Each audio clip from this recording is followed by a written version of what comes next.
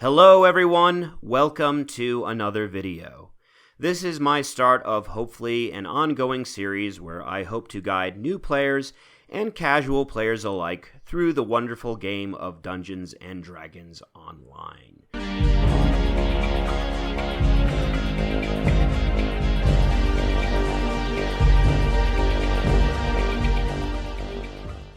This game is a blast with a ton of very enjoyable content, but I find that a lot of the guides out there are geared mostly towards min-maxing for veteran players and often overassume that players have a million past lives and all of the game content unlocked, where they can just blast through all challenging content at ease.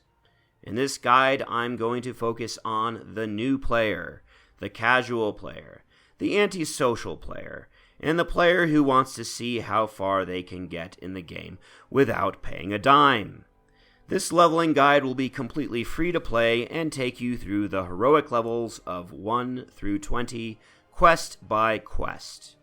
I want you to enjoy the exploration and wonder of each quest without a whole lot of spoilers, so all my videos will be heavily cut and edited. I also want to keep this guide straight and to the point without you having to sift through a lot of extra exposition. I will go over each quest briefly and let you know if there are any difficulties you might face and what to be prepared for, but I'm not going to show you every little minute detail of each quest because this game can be played in a multitude of different ways. You can choose to speed through a lot of the dungeons, skipping a lot of the secrets and hidden areas, or you can choose to take your time like a single-player Elder Scrolls game by exploring every corner of the dungeon. And this I want to leave up to you as the player. This guide takes a lot of inspiration from One Full Clip's incomplete guide on Reddit, with a few changes such as including some Reaper difficulty quests and additional quests that were skipped over with this particular guide. All of the videos I will be producing in this series will be categorized level by level to help keep things orderly. I will also be using Axel DDO's free-to-play half-orc barbarian build. I will link the video of this build in the description. I'm not going to lay down the intricacies of this build in my video, but all I've got to say is get blood tribute from the Frenzy Berserker tree as soon as possible. This will allow you to have a massive amount of additional HP, which can save you from traps and other nasty stuff. Potions are still going to be very important, but the large amount of extra HP the Barbarian gets is going to be a real lifesaver when we are doing quests on either Elite or Reaper. You can certainly experiment with whatever build you like, but I strongly advise that you do your research online and use builds that are going to make you survivable.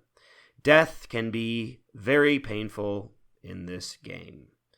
The best place to look for these builds are any hardcore-friendly free-to-play builds put out by content creator Strimtom. He's got a lot of his builds up on YouTube, and you can also find him on the DDO forums. So without further ado, pardon my long introduction, and let's get started. Shipwreck Shore. This is the tutorial zone that you will spawn in at the beginning of the game. I hesitate to call this a quest, but you will be conversing with Jeets, the halfling rogue, who will get you your first piece of gear.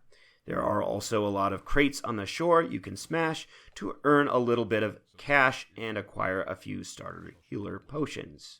Normally, I don't loot broken barrels and crates, but for this starter area, it may be useful to loot some of it, because at first you will be short on cash, and you will want to save up for your first hireling, and maybe invest in a few starter healing potions once you can. This is all from dragon-wrecked ships like yours. Next, you will enter the solo quest, the Grotto. This is a very heavily voice-acted quest that will show you the basics of the game and also a good time to drag and drop the UI and set up your tabs for your combat skills and clickies if you haven't done so already. Not much to really be said here. Oi, where's the bloody Sahuagin? Look, the door closed behind us. It would be logical to assume.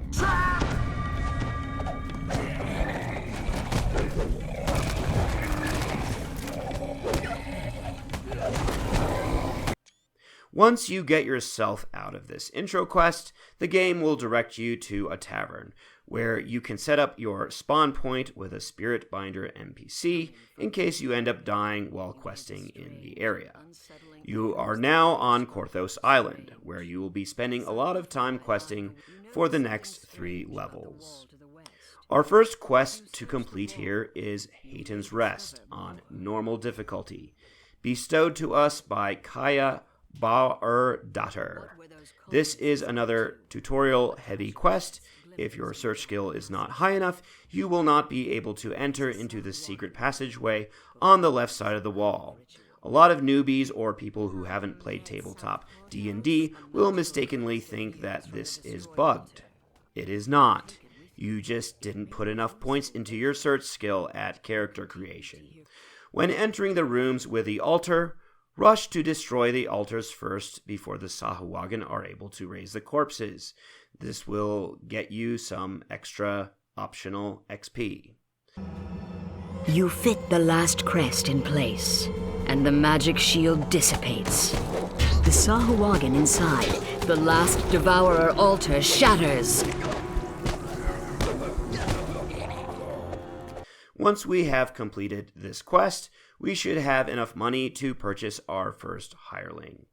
In the center of Korthos village, there is a hireling vendor named Jevan Solidus we can talk to. We will be purchasing the contract for the level 1 barbarian Byron Scout Sword. While offensive hirelings are not what we are going to mainly be relying on for most of our playthrough, during the beginning levels they can be quite OP and do a lot of damage. We will take on our next quest, the Storehouse's Secret, normal difficulty. This quest will introduce our first tile puzzle, which is fairly easy to complete.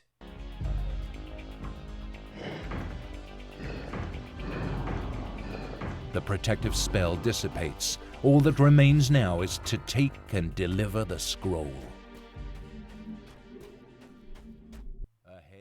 The Cannith Crystal, normal difficulty.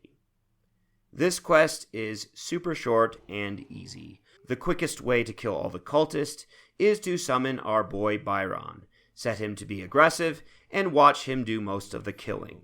You're going to want to be careful on higher difficulties, because if you aren't, the cultists can smash the crystal, which will cause you to fail the quest.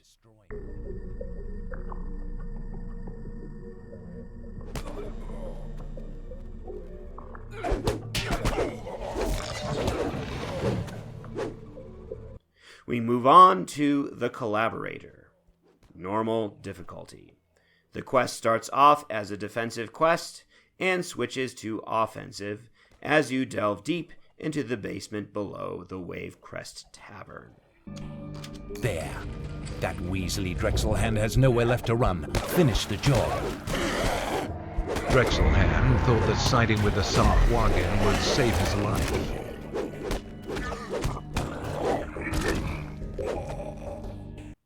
By this time, we may be ready to take level 2. DDO operates on a leveling system, broken down into 5 pips per level. For each pip, you are assigned enhancement points.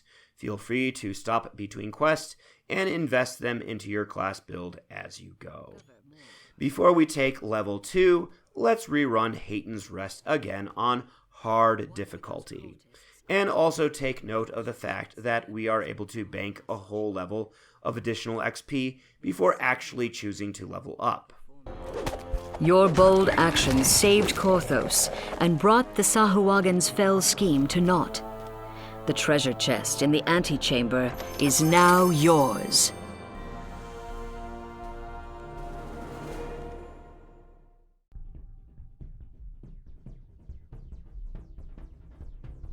Once we've finished our second run, we can now talk to our class trainer and take level 2. Hope you enjoyed this first video of my casual, free-to-play leveling guide, and I'll be back with another video where we will be conquering level 2 together. See you next time!